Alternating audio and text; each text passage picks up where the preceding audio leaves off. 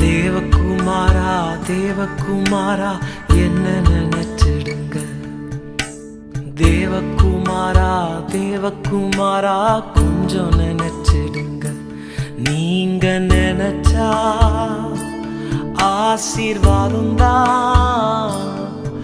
என்ன மறந்தா எங்கே போவேன்னா, நீங்க நினைச்சா ஆசீர்வாதம் தான்.